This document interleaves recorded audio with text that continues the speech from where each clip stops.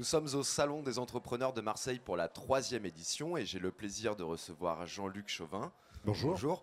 Vous êtes le président de la Chambre des commerces et d'industrie Marseille-Provence. Dans quel état d'esprit il est le président à l'aube de ce grand rendez-vous qui est devenu le Salon des entrepreneurs dans cette région? Alors d'abord, très heureux d'être ici, très heureux d'être un partenaire depuis l'origine de ce salon et très heureux surtout de voir le succès et l'engouement des entrepreneurs, des créateurs, de ceux qui ont envie de créer une entreprise qui se retrouvent ici aujourd'hui. À en voir l'embouteillage pour arriver ce matin, je suis certain que nous allons battre nos records et que nous allons atteindre les 10 000 congressistes participants qui viendront sur le salon. Ça prouve qu'on est ici dans un territoire d'entrepreneuriat et que les entrepreneurs d'une manière générale ont envie de se rencontrer, d'échanger, de se connaître et de participer. Et ça prouve aussi, vu le stand qu'on a juste en face de nous, qui est le stand commun de la métropole et de la chambre de commerce, quand je vois les espaces dédiés aux créateurs, le nombre de personnes qu'il y a, ça prouve aussi qu'on a attiré beaucoup de gens qui ont envie de créer. L'entreprise aurait peut-être le vent en poupe, ça serait une bonne nouvelle dans ce pays.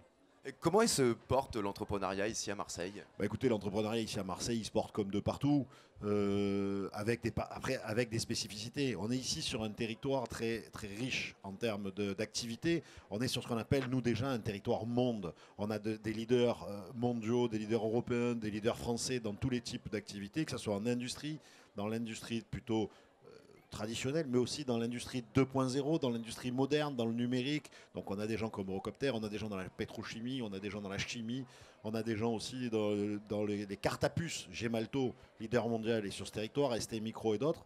On a aussi des leaders en matière de services, des gens comme Honnête, des gens comme le groupe de Pierre Bellon, par exemple, Sodexo, et en matière d'innovation. Donc on est à la fois un territoire d'innovation, on a un lien très fort entre le monde économique, l'université, qui est la première université francophone de ce pays avec Aix-Marseille Université, et la recherche, ce qui crée une dynamique. Donc on est un territoire à multi-activités, multifacettes, avec de gros éléments d'infrastructure, le port, qui draine 45 000 emplois directs et indirects sur le territoire, qui est un poids lourd, un port qui est en pleine renaissance, qui gagne des parts de marché plus vite que les autres ports mondiaux, qui se développe et qui a fait encore 9,3% de croissance sur le conteneur au premier semestre, alors qu'en moyenne on est à 2,5%. Un aéroport structurant, voilà. Donc un territoire dynamique avec un entrepreneuriat dynamique qui se développe, qui grandit, avec un écosystème à la fois numérique, à la fois novateur, à la fois innovant, les biotech et d'autres secteurs d'activité, et à la fois de l'économie traditionnelle, avec aussi du tourisme de façon très importante, les croisiéristes et autres. Voilà. Bref, un territoire multiple et divers, un territoire monde au niveau économie déjà, c'est-à-dire ouvert, très large, très diversifié. Comment il peut encore évoluer ce territoire pour accueillir encore plus d'entreprises? Bah écoutez, il y a un vrai sujet, c'est peut-être le défi français, mais je veux bien qu'on soit le laboratoire ici pour réussir ce défi. C'est quoi? C'est qu'il faut accompagner tous ceux qui ont envie, tous ceux qui ont une idée. Et les sondages nous montrent bien que chez les jeunes, on a de plus en plus de jeunes qui veulent devenir patrons, à pouvoir le faire. Et le défi d'une chambre de commerce, et en particulier de la chambre de commerce et d'industrie de Marseille-Provence, c'est-à-dire la nôtre, c'est d'aider ces jeunes à transformer le projet. Il y a un réseau très dense, très diversifié d'intervenants, d'acteurs pour l'accompagnement à l'amorçage. Et il faut ensuite qu'avec le réseau de ce qui existe déjà, des différentes structures, pour accompagner les entrepreneurs à passer le cap, à devenir, après les 2 premières années, à passer les 5 ans, la chambre de commerce pilote, coordonne, pas pilote, mais coordonne tous les intervenants pour qu'il n'y ait pas de trou dans la raquette et qu'on puisse à chaque fois aider quelqu'un qui a envie de créer, l'accompagner, lui donner les premières notions indispensables à sa réussite, voire l'accompagner pendant les 5 ans, pas nous tout seuls, mais nous, en coordination avec tous les autres. Pourquoi nous en coordination? Parce que c'est le réflexe naturel et chacun dans son secteur a un vrai rôle à jouer, une vraie spécialité qu'on ne voudra pas faire nous. Au contraire, il faut rassembler, coordonner, mutualiser pour faire en sorte que chaque personne qui a un projet, chaque nouvel entrepreneur puisse être pris en charge, puisse être accompagné pour réussir. Je pense à des sujets comme le mentorat, par exemple, par des entrepreneurs. Je pense à des sujets tests comme Scola, qu'on fait avec un certain nombre de structures partenariales pour faire des boutiques écoles, pour former des jeunes à faire qui pourront devenir entrepreneurs demain ou qui pourront travailler dans des boutiques. Je pense à tout un tas d'initiatives. Le dynamisme de ce territoire, c'est justement ces initiatives diverses multiples, mais qu'il faut juste coordonner pour faire réussir les entrepreneurs. Donc oui, il y a un bel avenir et je crois qu'on est vraiment ici sur une place entrepreneuriale euro-méditerranéenne forte pour les années à venir. Vous allez participer là au grand débat d'ouverture sur les clés pour lancer son projet et le faire grandir. C'est quoi les mots-clés que vous allez évoquer durant ce grand débat? Ah bah, les mots-clés sont simples, c'est économie diversifiée, 6 filières d'excellence, des grands projets structurants. C'est aussi des infrastructures très fortes, le port, je vous l'ai dit, l'aéroport, très important. C'est aussi un développement très important de Aix-Marseille French Tech, donc l'innovation, Eurobiomed, des éléments. C'est en fait la diversité, première chose, du territoire et sa richesse. La deuxième chose, c'est probablement l'écosystème géostratégique avec la qualité de vie et le fait qu'on est la grande métropole d'Europe et de la Méditerranée, donc l'ouverture à la Méditerranée, et donc cette place entrepreneuriale euro-méditerranéenne qu'on veut, qu'on veut revendiquer en se donnant les moyens, que ça ne soit pas qu'un slogan, mais que ça soit une réalité. C'est-à-dire que c'est les entrepreneurs qui doivent le dire.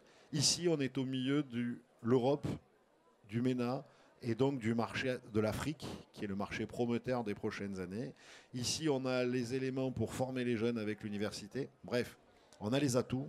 Il faut qu'on transforme le passage de témoins en donnant l'envie, et l'envie existe, à tous ceux qui sont ici.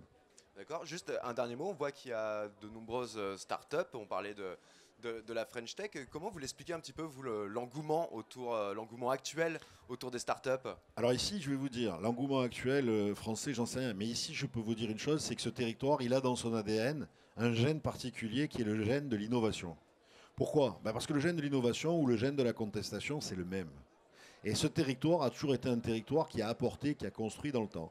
Et le gène de l'innovation, c'est quoi? C'est le gène qui fait que pour aller d'un point A à un point B, tous les matins, on se dit, tiens, comme c'est embouteillé, comme c'est problématique, comme c'est si, je vais essayer de trouver autre chose. Trouver des solutions. Ça, c'est le gène de l'innovation. Et ce territoire en est le détenteur quelque part. Historiquement, on n'a qu'à regarder la naissance de la Marseillaise et un certain nombre d'autres sujets. Et donc, on a tout à fait la composante ici pour réussir ça. Deuxième sujet, c'est la première université francophone au monde. C'est le mix de tout ça.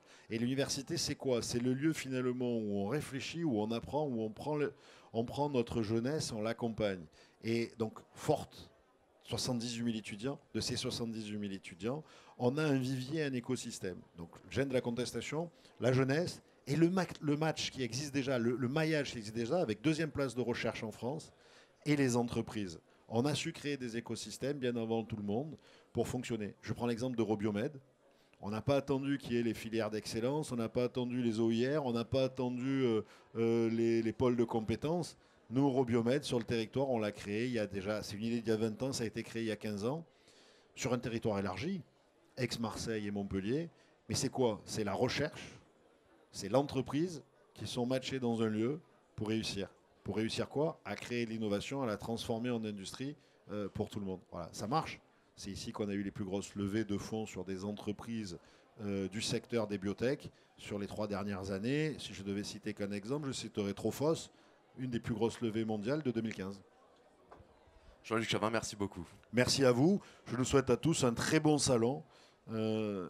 Et comment dire, prenez le maximum de conseils pour pouvoir vous installer. Et n'oubliez pas une chose, votre chambre de commerce et d'industrie de Marseille-Provence, par tous les supports, que ce soit numérique, que ce soit physiquement ou autre, est à votre disposition pour vous aider, à vous accompagner, quel que soit votre niveau du parcours, du créateur, de l'idée, juste à celui qui veut devenir une ETI. D'accord, j'espère que le message est passé pour tout le monde. Merci beaucoup.